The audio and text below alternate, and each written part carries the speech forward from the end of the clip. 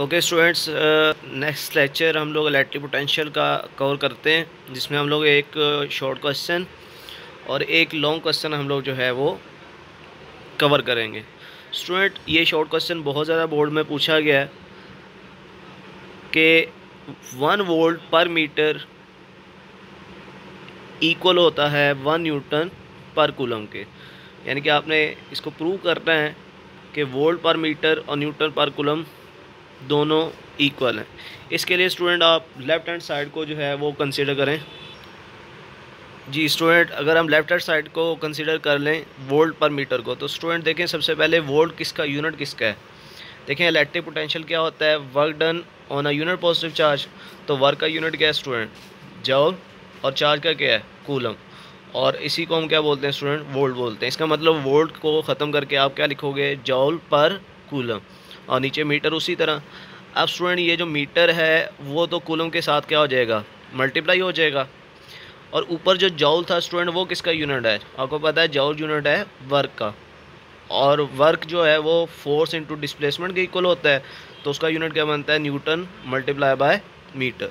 इसका मतलब आप जॉल की जगह पे क्या लिख सकते हो, न्यूटन मल्टीप्लाई बाय मीटर। तो मीटर मीटर से कट जाएगा स्टूडेंट, तो बाकी क्या बच जाएगा, न्यूटन पर कूलम। और ये हमारे पास स्टूडेंट क्या बन जाएगी, हमारी राइट हैंड साइड। तो इस तरह आप इसको प्रूव कर सकते हैं। इंशाल्लाह इसी के साथ हम बहुत ही इंतहाई इंपॉर्टेंट लॉन्ग क्वेश्चन सॉल्व करेंगे। जी स्टूडेंट्स, इसके बाद जो हमारा सबसे इम्पोर्टेंट लॉन्ग क्वेश्चन है इस चैप्टर का, उसमें स्टूडेंट्स आपने इलेक्ट्रिक पोटेंशियल निकालना होता है due to a point charge. ठीक है, अब सबसे पहले आप इसकी डायग्राम समझें। डायग्राम बहुत इंपॉर्टेंट है इसकी। स्टूडेंट, इसमें सबसे पहले यहाँ पे हमने एक चार्ज रखा हुआ है, ठीक है, क्यू, और इस चार्ज को हम बोलेंगे हमारा सोर्स चार्ज।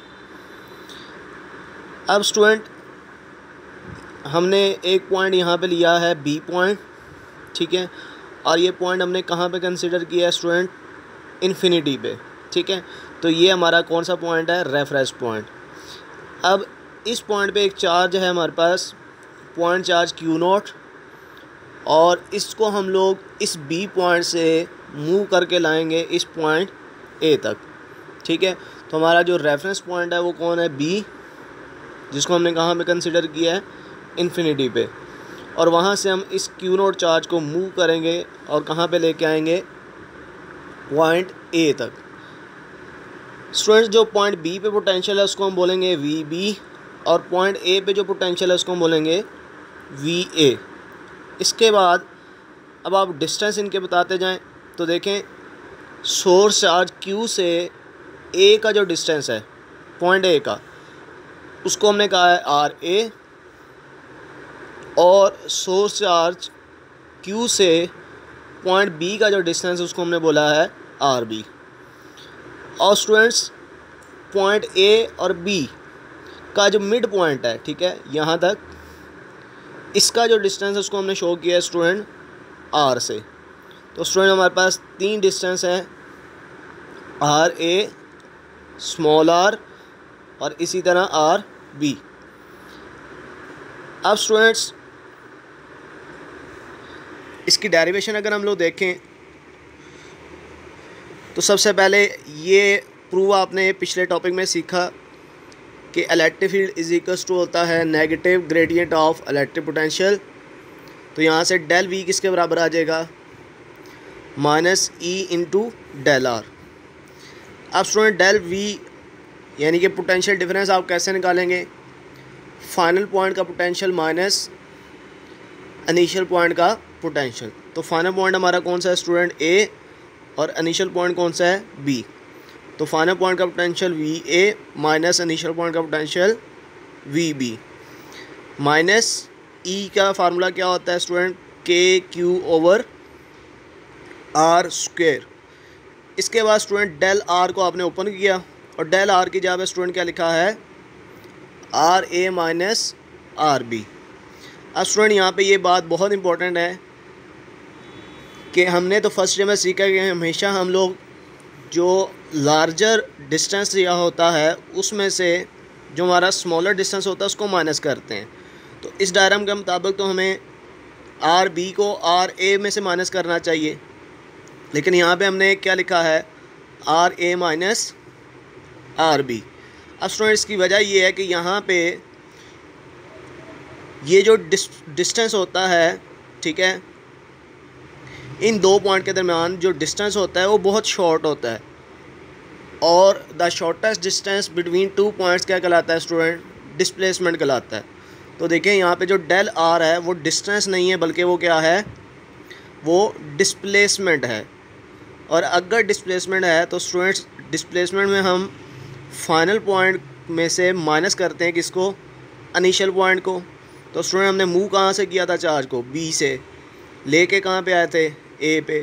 तो फाइनल पॉइंट कौन सा हुआ, ए, और इनिशियल कौन सा हुआ, बी। इसलिए हमने ए में से किसको माइनस किया स्टूडेंट, बी को, R A minus R B. ठीक है स्टूडेंट। अब इसके बाद स्टूडेंट देखें हमने आर स्क्वायर की वैल्यू पुट करनी है।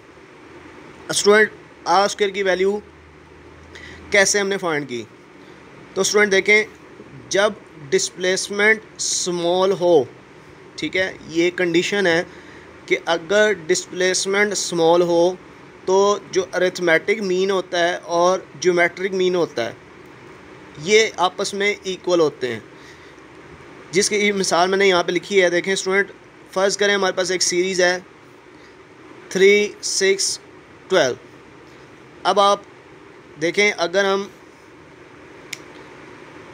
सेकंड वैल्यू को फर्स्ट पे डिवाइड करें, ठीक है, सेकंड वैल्यू कौन है हमारे पास 6 और फर्स्ट वैल्यू कौन है 3, और इसी तरह हम लोग अगर थर्ड को डिवाइड करें किस पे, सेकंड पे। ठीक है, मैं यहाँ पे लिख भी देता हूँ, ये हमारे पास कौन सी वैल्यू है स्टूडेंट्स, सेकंड,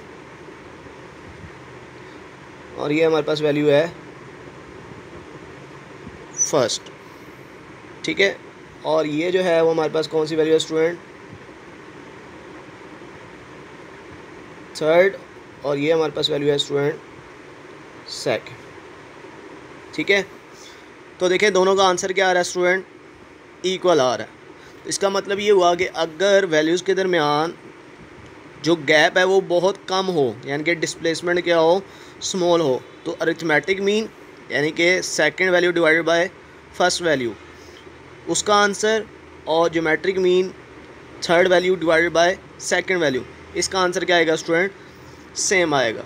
तो स्टूडेंट यहाँ पे हम लोग यही बात लेके चलते हैं और अपनी थ्योरी में बताते हैं कि जो इन दोनों पॉइंट के दरमियान गैप है वो क्या है, वो बहुत स्मॉल है। तो फिर स्टूडेंट यही चीज़ यहाँ पे अप्लाई करें। अब हमारे पास जो फर्स्ट है वो कौन है, ये फर्स्ट है, ये जो आर ए है ये हमारे पास सेकंड है, और जो हमारे पास ये आर बी है ये हमारे पास क्या है, ये थर्ड है। तो स्टूडेंट सबसे पहले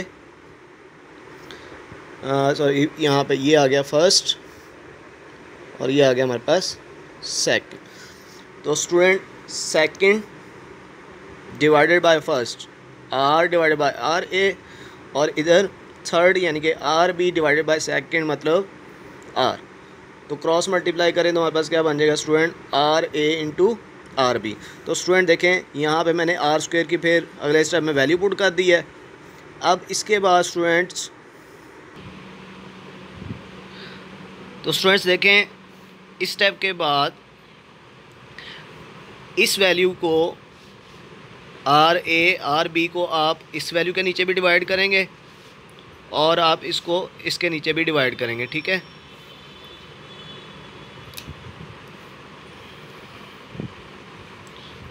तो स्टूडेंट देखें यहाँ पे ये स्टेप उसी तरह V A minus V B लिखा minus K Q, R A R B को डिवाइड कर दिया दोनों वैल्यूज़ के नीचे। यहाँ पे आर ए कैंसिल तो आर बी बचेगा, और यहाँ पे आर बी कैंसिल होगा तो बचेगा आर ए। ठीक है स्टूडेंट, अब इसके बाद स्टूडेंट ये स्टेप बहुत इंपॉर्टेंट है। ठीक है, तो देखें स्टूडेंट जो हमारा बी पॉइंट था स्टूडेंट, जहाँ से हम क्यू नॉट चार्ज को लेके आ रहे हैं वो कहाँ पे था, वो था इन्फिनिटी पे। इसका मतलब बी पॉइंट का जो डिस्टेंस होगा वो कितना होगा स्टूडेंट, वो इनफाइनाइट होगा। इसलिए जहाँ पे आर बी है वहाँ पे आप क्या पुट कर दोगे, इन्फिनिटी। एक बार दूसरी बात स्टूडेंट, इन्फिनिटी पॉइंट पे, यानी कि बी हमने कहाँ पे लिया था स्टूडेंट, इन्फिनिटी पे, तो स्टूडेंट वहाँ पे जो पोटेंशियल होगा जिसको हमने वी बी का नाम दिया था स्टूडेंट, वो कितना हो जाएगा, वो ज़ीरो होगा। अब स्टूडेंट इसकी क्या वजह है, तो देखें पिछले टॉपिक में वहाँ पे मैंने आपको समझाया था कि जब आप इलेक्ट्रिक फील्ड की